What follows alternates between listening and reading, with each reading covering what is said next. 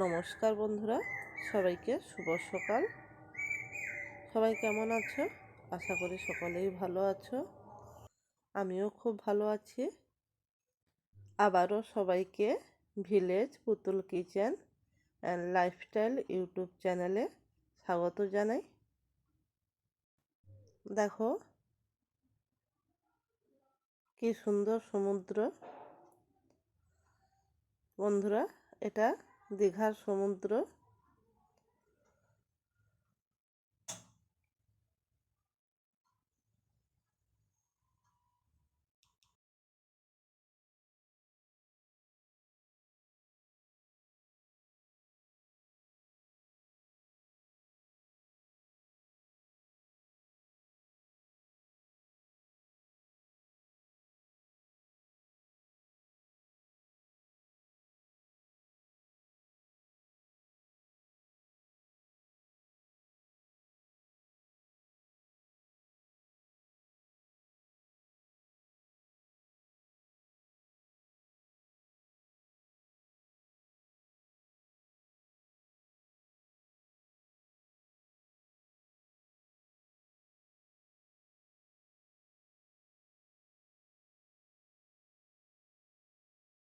বন্ধুরা, আজ আমি তোমাদের সঙ্গে এই সমুদ্রে একটা মাছের রেসিপি শেয়ার করব। সামুদ্রিক মাছ, সেই মাছের রেসিপিটা শেয়ার করব, তাই দীঘার সমুদ্র তোমাদের সঙ্গে শেয়ার করে নিলাম। দেখো, এখানে আমি ইলিশ মাছ নিয়েছি। আজ আমি তোমাদের সঙ্গে ইলিশ মাছের একটা রেসিপি শেয়ার করব। ইলিশ মাছ প্রথমে আমি আঁশ ছাড়িয়ে নেব, পাখনাগুলো কেটে নেব। কেটে নেওয়ার পর ভালোভাবে ধুয়ে নেব। ধুয়ে তারপর আমি মাছগুলো কাটবো। ইলিশ মাছ ভালোভাবে আঁশ ছাড়িয়ে পাখনা কেটে ধুয়ে তারপর কাটা উচিত। আমি এইভাবে ইলিশ মাছ কেটে নেব। বন্ধুরা, পাশে থেকে পুরো রেসিপিটা দেখার অনুরোধ থাকলো। দেখো, মাছগুলো আমি কেটে নিয়েছি। মাছগুলো কি সুন্দর ডিম ভর্তি হয়ে আছে। এই ডিম ভর্তি ইলিশ মাছ কে কে খেতে ভালোবাসো অবশ্যই কমেন্ট করে জানাবে।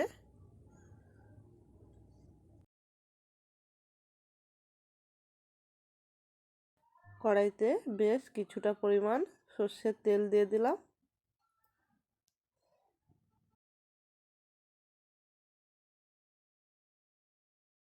তেল প্রথমে ভালোভাবে গরম করে নিতে হবে।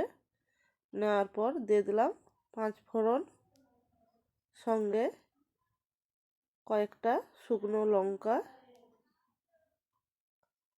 হালকা ভেজে নেব।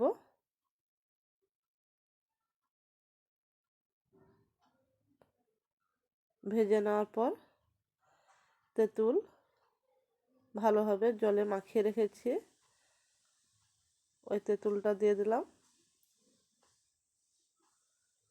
এখানে আমি পাকা তেঁতুল নিয়েছি।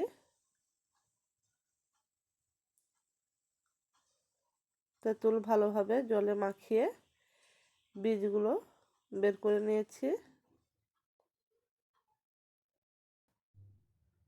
কিছুক্ষণ ভালোভাবে তেঁতুলটা ফুটিয়ে নেব।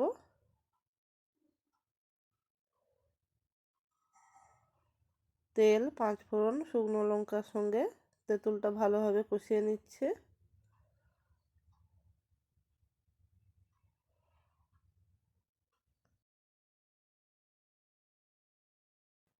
এরপর আমি কেটে রাখা মাছগুলো দিয়ে দিচ্ছি। আমি এখনো পর্যন্ত মাছে লবণ হলুদ দেইনি বন্ধুরা। প্রথমে তেঁতুলের সঙ্গে মাছ ভালোভাবে কষিয়ে নেব। এই সময় আমি মাছে লবণ হলুদ দিয়ে দিচ্ছি।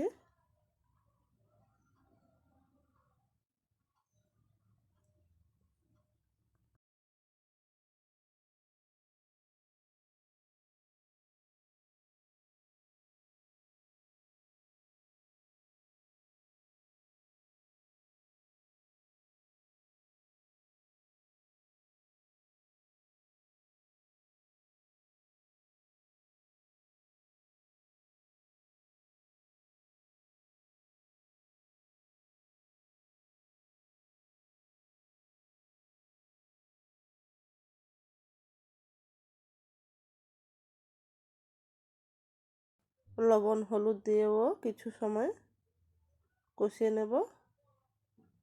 এরপর পরিমাণ মতন জল দিয়ে দিচ্ছি।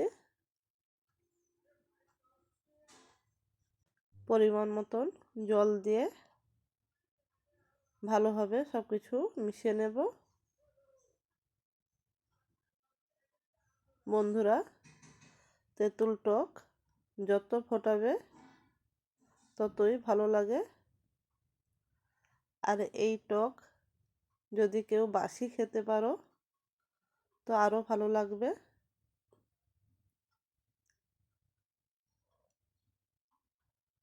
সব কিছু ভালোভাবে মিশিয়ে নেওয়ার পর আমি 10-15 মিনিট ভালোভাবে ফুটিয়ে নেব।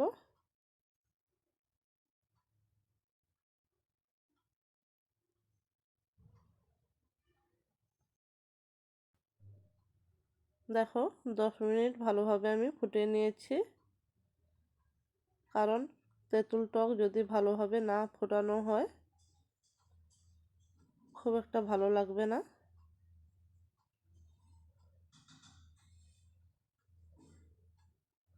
আমার তেঁতুল টক রেডি হয়ে গেছে। এবার একটা পাত্রে আমি নিয়ে নিচ্ছি।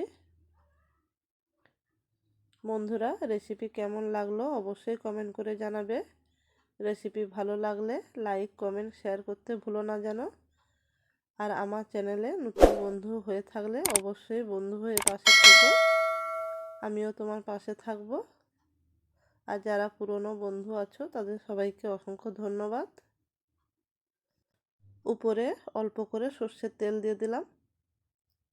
বন্ধুরা, গরম ভাতের সঙ্গে অল্প একটু আলু মাখা সঙ্গে এই ইলিশ মাছের তেঁতুল টক একবার হলেও খেয়ে দেখো। আজ এই পর্যন্ত বন্ধুরা, আবারও দেখা হবে নতুন কোনো রেসিপি নিয়ে। সবাইকে টাটা বাই।